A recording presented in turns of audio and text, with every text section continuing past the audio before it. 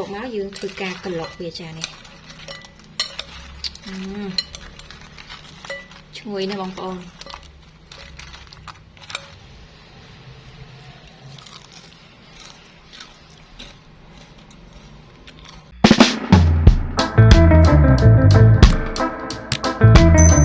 ចាបន្ទាប់មកបងប្អូនដាក់ចាន2មកចាបន្ទាប់មកទៀតនេះខ្ញុំដាក់ម្សៅអង្ករខ្សាយចាឲ្យចានតូចនេះ3ស្លាបព្រាបាយចានធំនេះក៏3ស្លាបព្រាបាយដែរចា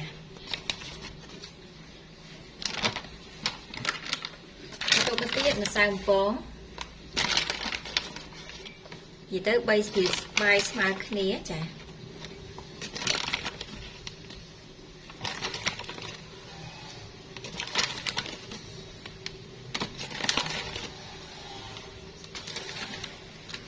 ចាបន្តមកទៀតនេះខ្ញុំចាក់សាច់មាន់ចូលសម្រាប់សាច់មាន់នេះគឺកន្លះគីឡូបងប្អូនចាបន្តមកទៀតនេះខ្ញុំដាក់ទឹកដោះគោឆៅចំនួន1កំប៉ុងចាសម្រាប់ទឹកដោះគោឆៅបងប្អូនប្រើជាទឹកដោះគោស្រស់ក៏បានដែរចាបន្តមកនេះខ្ញុំធ្វើការលាយឲ្យសព្វសិន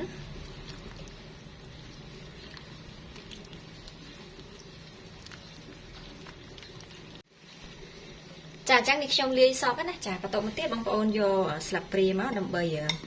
កូរម្សៅយើងចូលគ្នាចា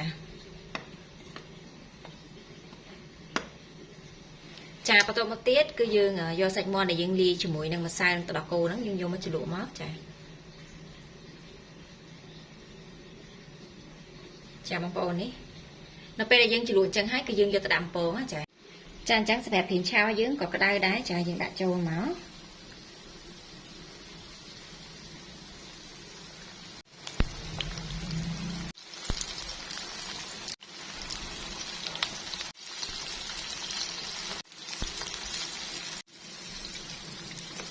ចាបន្តមកទៀតយើងប្រែមក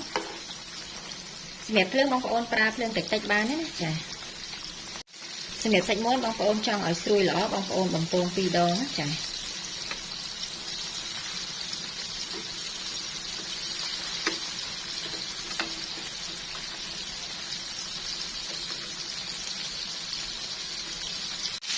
អញ្ចឹងនេះខ្ញុំត្រង់សាច់មាន់ហ្នឹងចេញម្ដងសិនណាបងប្អូនចាពីព្រោះថាយើងបំពង2ដងចង់ឲ្យស្រួយល្អចាអញ្ចឹងយើងស្រង់ឲ្យត្រជាក់សិនចាំយើងបំពងម្ដងទៀតចាអញ្ចឹងបងប្អូនបើកភ្លើងឲ្យក្តៅប្រេងឆាមកបន្ទាប់មកយើងដាក់សាច់មាន់យើងបំពងម្ដងទៀតណាបងប្អូនចាយើងបំពង2ដងមិនស្រួយល្អ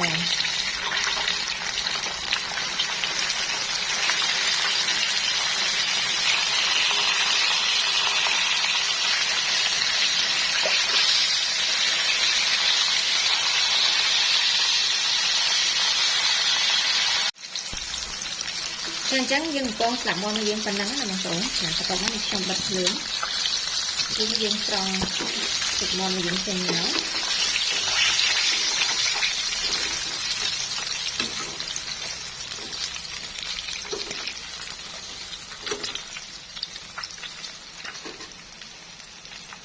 ចាអញ្ចឹងបន្តមកទៀតយើងមកធ្វើទឹកសម្រាប់យើងកន្លុកបងប្អូនចាទឹកសោសរបស់យើងចាអញ្ចឹងនេះខ្ញុំដាក់ទឹកជ្រលក់ការ៉េបងប្អូនចាចំនួន2ស្លាបព្រាបាយចាបន្តមកទៀតទឹកប៉េងប៉ោះ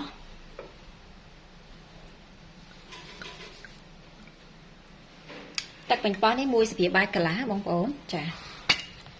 បន្តមកទឹកស៊ីអ៊ីវ1ស្លាបព្រាបាយស្ករ2ស្លាបព្រាបាយចាបន្តមកទៀតយើងដាក់ទឹកឃ្មុំ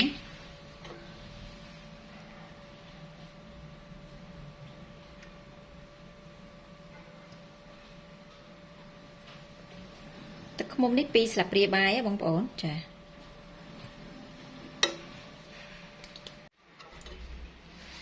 បន្តមកទៀតខ្ទឹមសចិញ្ច្រាំចា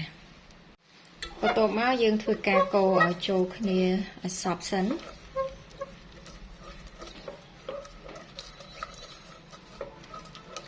ក្លិនឈ្ងុយមែនតើចាអញ្ចឹងបន្តមកទៀតនេះខ្ញុំចាក់តាមបើកភ្លើងសម្រាប់ភ្លើងគឺយើងប្រើភ្លើងតិចៗបានដែរបងប្អូនចា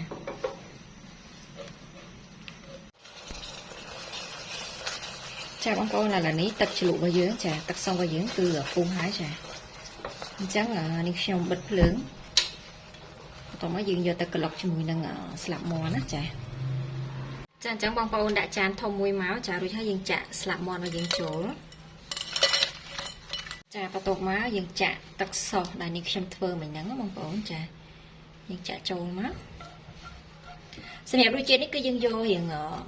ផ្អែមបងប្អូនចាប្រៃផ្អែមនិយាយទៅបងប្អូនភ្លក់មើលតាមចំណងចំណូលចិត្តយើងចូលចិត្តរសជាតិបែបណាយើងដាក់បែបហ្នឹងណាបងប្អូនចាបន្ទាប់មកយើងធ្វើការក្លុកវាចានេះឈ្ងុយណាស់បងប្អូន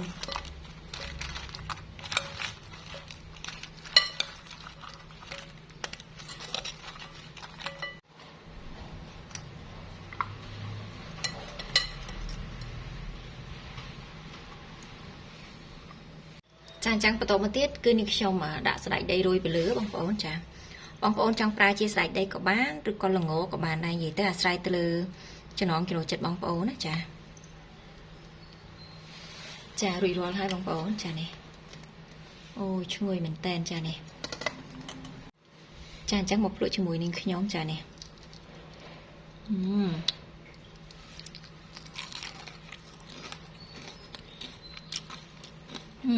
ឆ្ងាញ់